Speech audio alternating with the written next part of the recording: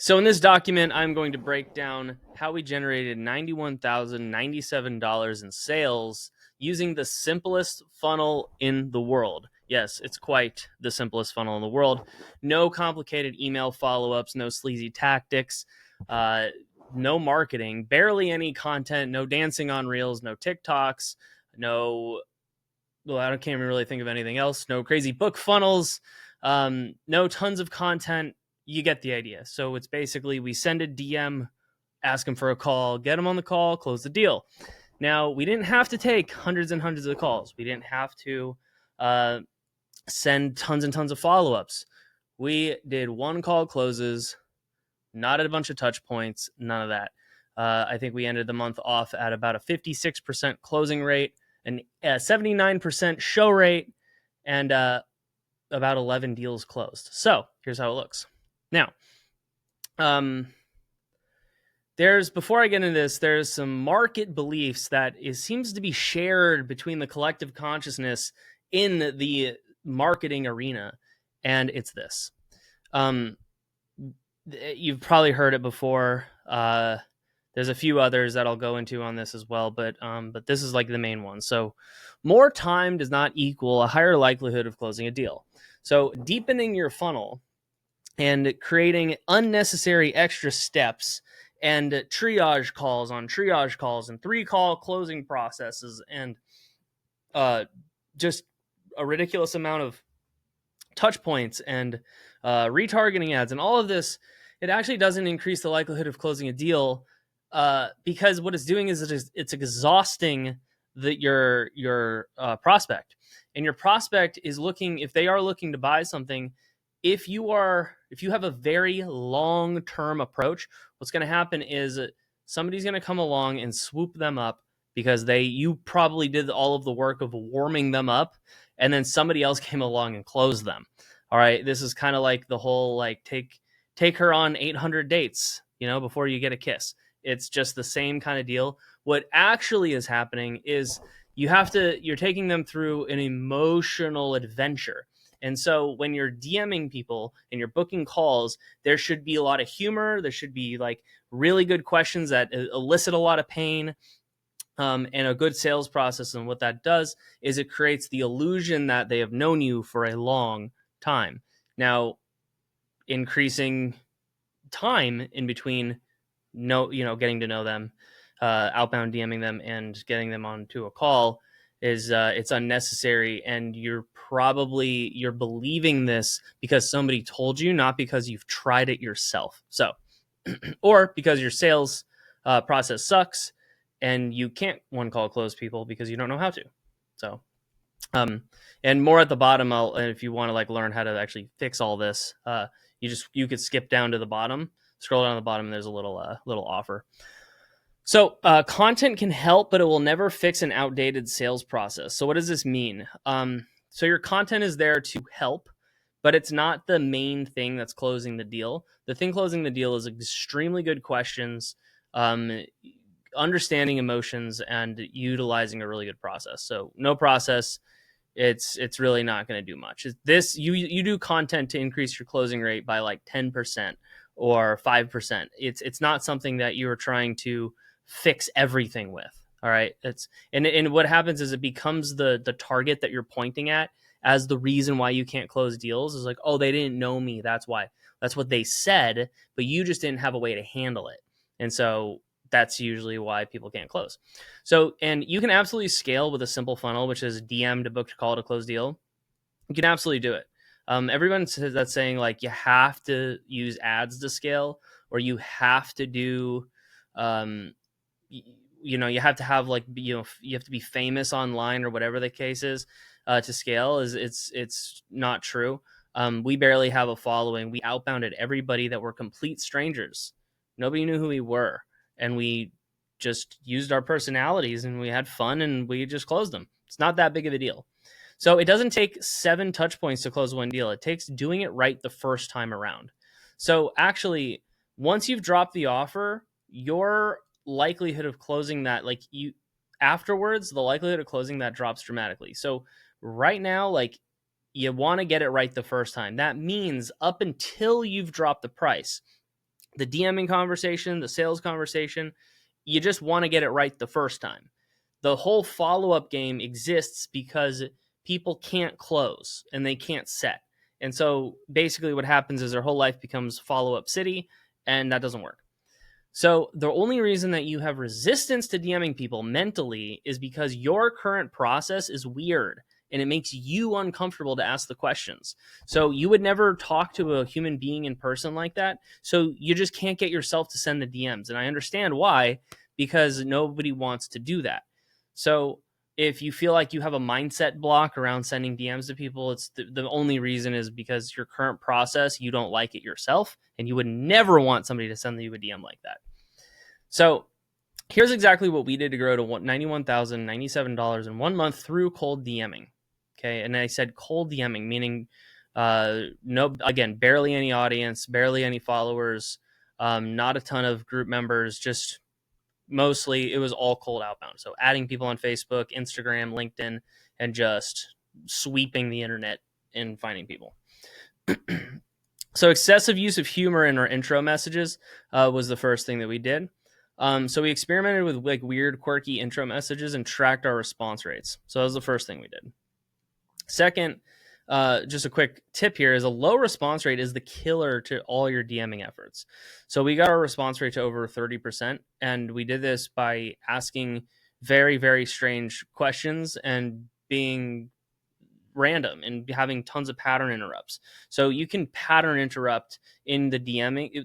And what's cool about pattern interrupting is the more patterns there are, the easier it is to interrupt. So the bigger that the crowd of white sheep gets, the more the black sheep is going to stand out even more. So the whole like idea of like there's a ton of competition, people are getting bombarded by DMing, that's perfect because that gives you an opportunity to stand out. So we just totally seized that opportunity and worked incredibly. Intro messages must interrupt patterns. Boring, like the nice to connect. If you're playing it safe and you're conservative, no matter what you're doing, if you're just being too conservative in your DMs, in marketing, whatever you do, you will never get anywhere in this space. It's you got to go big, bold, and crazy. The conservative game, it ain't cutting it anymore. So these messages do absolutely nothing, especially in a competitive market space. Humor is the social lubricant that keeps the conversation moving and interesting enough for the short attention spans of the market. So humor is what keeps the conversation flowing. So if you're about to like ask kind of a tough question, the humor is what alleviates the awkwardness and keeps the conversation flowing.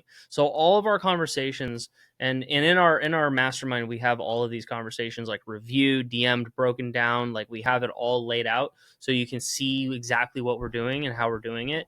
But the humor is what keeps the conversations flowing, and it's also what keeps people hooked in on the conversation.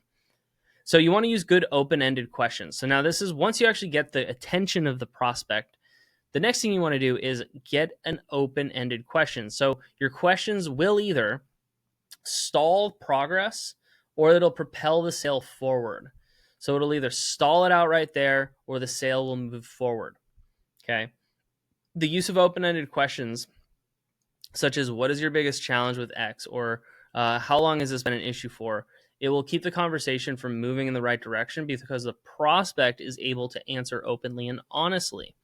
All right. So what happens is a close-ended question, such as, is X a problem, can only get a yes or a no answer. And most prospects answer with a no. And so you don't know what else to do from there. So is your lead generation a problem? No, not really. Oh, okay. I guess I'm just going to give up now. So you got to make sure that you're asking like, so what is your biggest challenge when it comes to generating leads? That forces them to think of something and it keeps the conversation moving. So in our scripting, what we do is we build out open-ended questions that extract the information, keep the conversation going, and gets them to the call. Next is data tracking and consistency is it's not possible to, I will tell you this right now, it's not possible to do it without this. So if you're going to start an outbound DMing campaign, you must track every single move. So what you should be tracking is new DMs, which is a new engagement with someone you have never spoken with, conversations, which is essentially 2 to 4 back and forths, conversation rates, call offers, calls booked due to show, which means they're on the calendar, showed calls, offers made, as well as closed deals.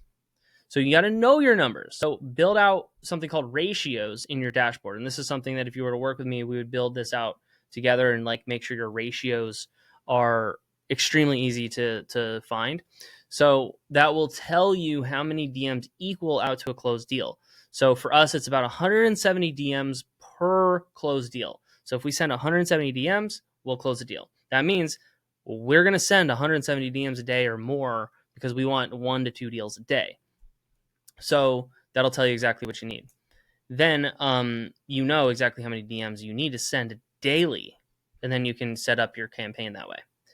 Additionally, your lack of consistency and your shiny object syndrome will destroy your chances of success because everything takes a decent amount of time to start to build out, and you got to like commit to it all the way through. What happens is like every other week, a marketer comes along and says, hey, you should do a book, or hey, you should do a webinar, or hey, you should do challenges, or hey. And what happens is it just becomes this incessant, constant changing pattern. And so if you're changing all the time, you'll never actually follow through enough to get something to work. And so with DMing, you got to do it every day. It's got to be done. And so DMs done daily with no excuses, that's the way to go. So, and that this brings me to my last point here is if you turn off sales just because you have additional work on your plate, you're going to roller coaster. So what happens is somebody starts selling and they just sell. They get a ton of clients and then they get all this client work and then they yo-yo and roller coaster and their client acquisition stops right there, dead on. And they can't move forward because they have no way to,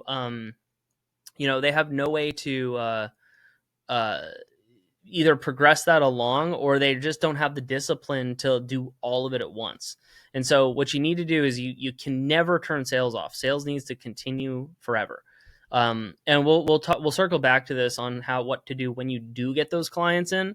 But actually, no, I'll talk to you about it now. What I did was I made sure that as I was building this, I made sure that we had like everything pre-recorded and we had like, obviously if you've never closed clients before, you got to do it all like hands-on. But I was already working with like 30, 40, 50 clients at the time. So I always make sure that like everything that I'm doing as I'm sending DMs, we're recording it as we go and putting that into a Kajabi and making sure that that is totally automated. All right. So, make sure that you have a way to handle your clients. And now if I ask you, like, can you handle 50 to 100 new clients? Like, it should be yes. If you can't handle clients, you're in offer building phase. You're not in like, I can fucking scale a business phase. All right. But regardless, sales can't stop ever. All right. So you got to make sure that is constantly going. So using a pre-call VSL. So here's what we did as well. We did a pre-call VSL. It doesn't just prepare the prospect for the call. So we're making sure that like they have a pen, paper, all these things, but it shifts the limiting beliefs that keeps them from buying. Now, a pre-call VSL, you could use a case study, you can do something, but you have to make sure that you know the 3 main objections or the limiting beliefs that your prospects have about buying your product. All right. For us, it was it's time. It was I think it's like I don't want to look spammy. I don't want to kill my brand. And so what we did is in our VSL, we talk about how these DMs build your brand for you while getting sales, as opposed to a spammy way, which would kill your brand in the name of getting sales. And so, we have these different belief shifting processes, and that VSL should shift those beliefs. So the pre-call VSL is the fastest way to remove those beliefs. And when the prospect actually gets on the call, you ask them if they agree with the video they watched. If they agree, then you can have them justify their decision on the call. Next, so basically the way that looks is, hey, did you watch the video that we sent over, is what we would ask them. Did you watch that video? And they say, yes, I did. And they say, what do you think of the video? They'll say, it's really great. I like it. Say, so what did you like about it? What did you agree with? And I just ask them why they agreed with these things. And what that's doing is that's getting those little silent agreements, which little by little by little is shifting their belief from the thing that is the objection to what, like, to the belief that we need them to have to buy. And so that pre-call VSL was a must for us to get to where we needed to be. All right, hire A players. So I would not be able to get here without a solid team of A players. We generated over $90,000 with just one setter and a lead generation VA and me on the calls. So your first setter or closer or VA needs to be an absolute A player, because your core team has to be very, very, very effective early on. And then as you scale, you can have less effective and less efficient players because you have more resources to play with. But for me, I had to get a core team that was really, really good. So one A player can outperform a whole team of cheap VAs. So when you're hiring a setter, don't go the cheap route. You got to get the top tier best people. That's a must. And to do that, you have to have top tier best systems, and you have to have top tier best processes that have been proven that you can showcase to your setter. So it's not just about hiring, but you also have to train effectively, which is why it's important to have a strong process first. So this leads me to my lastly is how we train A players. So just like you would review like a sales call with a closer, what we do is we review the DMs every morning. So DM reviews are daily on the sales team huddle. Now, this takes time, but once they are ramped, they can basically keep your calendar full forever. So once they're ramped up, like, they're ready to go. All right. And they can keep your calendar full. So you want to have a VA do the outreach, and the setter just handles the conversations.